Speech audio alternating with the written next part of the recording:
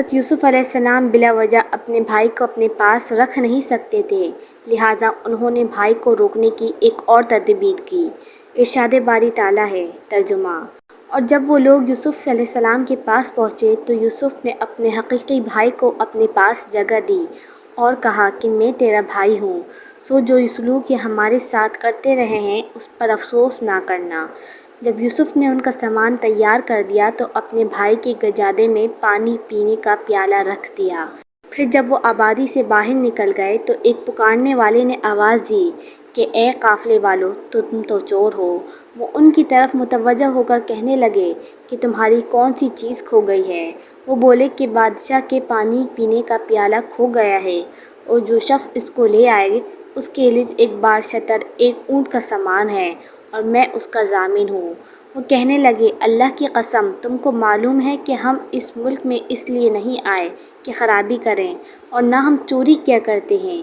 وہ بولے کہ اگر تم جھوٹے نکلے یعنی چوری ثابت ہو گئی تو اس کی کیا سزا ہے؟ انہوں نے کہا کہ اس کی سزا یہ ہے کہ جس کے سامان میں وہ دستیاب ہو وہی اس کا بدل قرار دیا جائے۔ ہم ظالموں کو یہی سزا دیا کرتے ہیں۔ تب یوسف علیہ السلام نے اپنے بھائی کے سامان سے قبل ان کے سامانوں کو دیکھنا شروع کیا، پھر اپنے بھائی کے سامان میں سے اس پیالے کو نکال لیا۔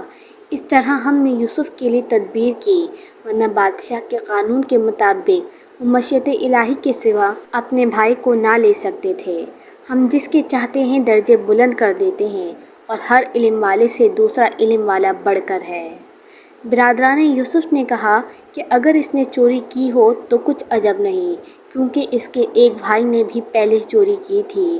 یوسف نے اس بات کو اپنے دل میں مخفی رکھا اور ان پر ظاہر نہ ہونے دیا، اور کہا کہ تم بڑے بدقماش ہو، اور جو تم بیان کرتے ہو اللہ اسے خوب جانتا ہے۔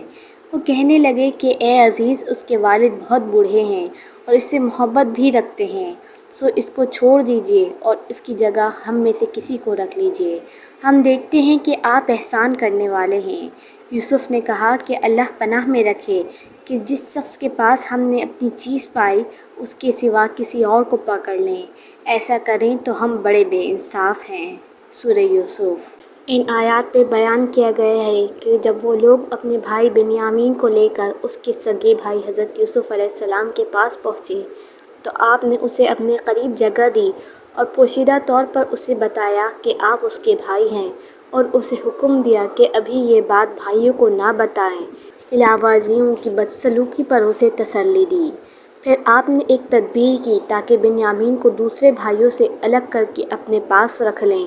چنانچہ آپ نے اپنے نوکروں کو حکم دیا کہ آپ کا پیالہ ان کو علم ہوئے بغیر اس کے بورے میں رکھ دیں۔ آپ اسی پیالے میں پانی پیتے تھے اور اسی سے ماپ کر لوگوں کو غلہ دیتے تھے۔ جب وہ روانہ ہوئے تو ان کے پیچھے چند افراد بھیج دیے۔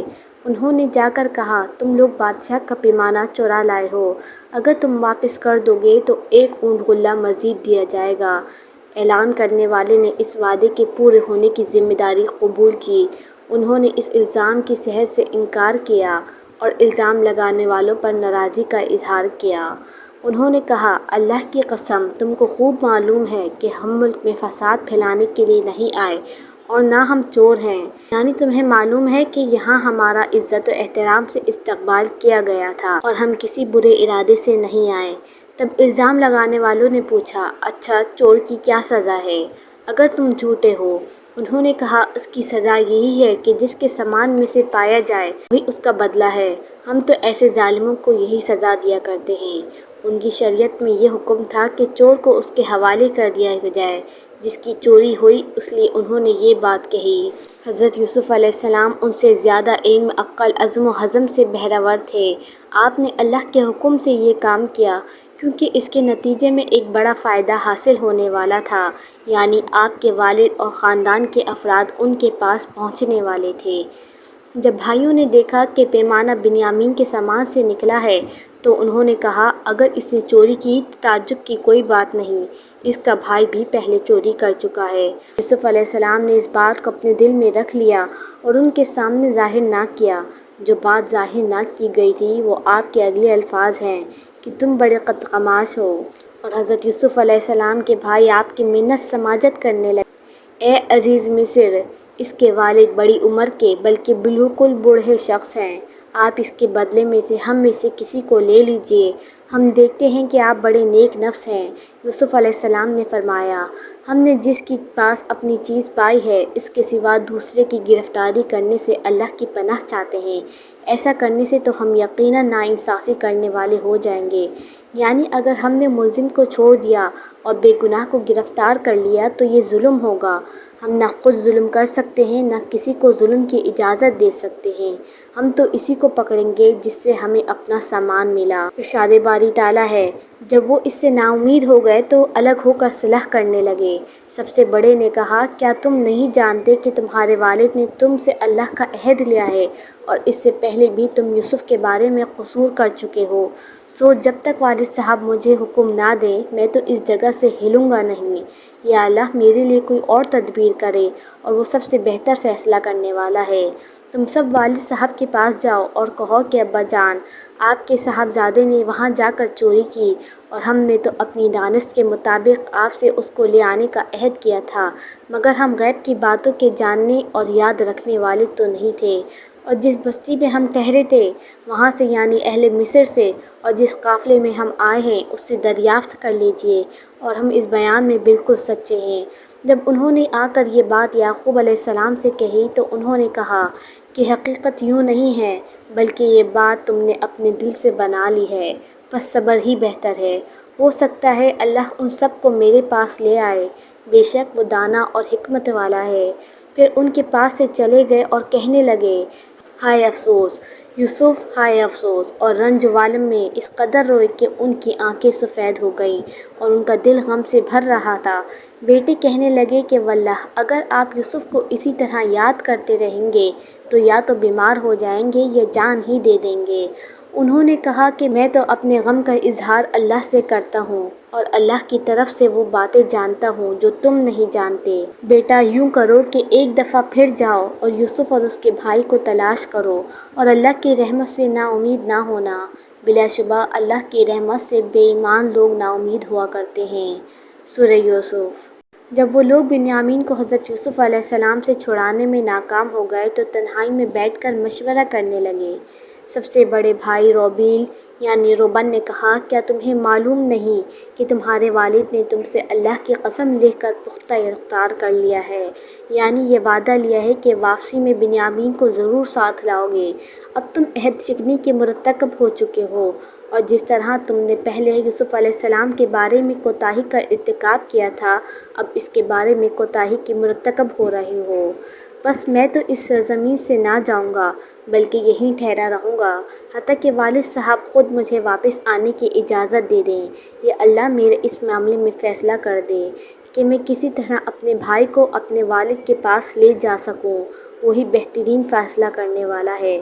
تم سب والد صاحب کی خدمت میں واپس جاؤ اور کہو کہ ابا جی، آپ کے صاحبزادے نے چوری کی، یعنی انہیں وہ بات بتاؤ جو ظاہری طور پر تمہارے مشاہدے میں آئی ہے، اور کہو آپ اس شہر کے لوگوں سے دریافت فرما لیں جہاں ہم تھے اور اس قافلے سے بھی پوچھ لیں جس کے ساتھ ہم آئے ہیں، یعنی ہم نے چوری کی جو خبر آپ کو سنائی ہے وہ مصر میں مشہور ہو چکی ہے، وہ ان قافلے والوں کو بھی معلوم ہے جو اس وقت وہاں موجود تھے، اور یقیناً ہم بالکل سچے ہیں۔ جب بیٹے حضرت یعقوب علیہ السلام کے پاس پہنچے اور بنیامین کی داستان سنائی تو حضرت یعقوب علیہ السلام کے پرانے زخم بھی تازہ ہو گئے اور مسلسل رونے کی وجہ سے آپ کی بینائی جاتی رہی، لیکن آپ نے صبر کا دامن تھامے رکھا اور اپنے رب سے پر امید رہتے ہوئے فرمایا، ایسا ہو نہیں سکتا بلکہ تم نے اپنی طرف سے بات بنا لی، بس اب صبر ہی بہتر ہے، یعنی تمہارا بیان غلط ہے، بنیامین سے چوری کا جرم سرزد نہیں ہوا، یہ اس کی عادت نہیں بلکہ تم نے اپنی طرف سے ایک بات بنا لی ہے۔ پھر حضرت یعقوب علیہ السلام نے فرمایا، قریب ہے کہ اللہ تعالیٰ ان سب کو میرے پاس پہنچا دے، یعنی یوسف، بنیامین اور روبیل کو میرے پاس واپس لے آئے، وہی علم و حکمت والا ہے، یعنی پیارے بیٹوں کی جدائی میں میرا جو حال ہے اللہ اسے خوب جانتا ہے، اور اللہ جو کچھ کرتا ہے اور جو فیصلے فرماتا ہے وہ حکمت پر مبنی ہوتے ہیں۔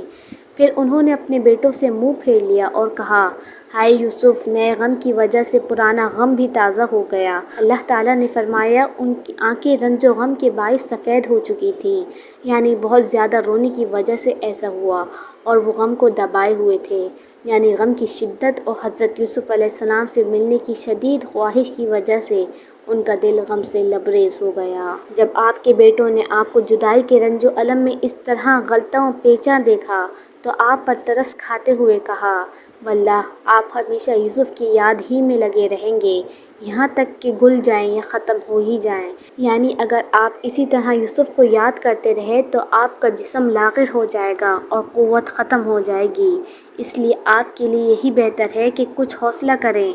آپ نے فرمایا، میں تو ان پریشانیوں اور رنج کی فریاد اللہ ہی سے کرتا ہوں، مجھے اللہ ہی کی طرف سے وہ باتیں معلوم ہیں جو تم نہیں جانتے۔ آپ نے بیٹوں سے فرمایا، میں اپنی مصیبت کی شکایت تم سے تو نہیں کر رہا، نہ کسی اور انسان سے شکایت کر رہا ہوں، میں تو اللہ عز و جل سے شکایت کرتا ہوں، اور مجھے یقین ہے کہ اللہ میری مشکلات اور غم ختم فرما دے گا۔ مجھے یقین ہے کہ یوسف کا خواب سچا ہو کر رہے گا، اور اس کے مطابق میں اور تم سب اسے ضرور سجدہ کریں گے۔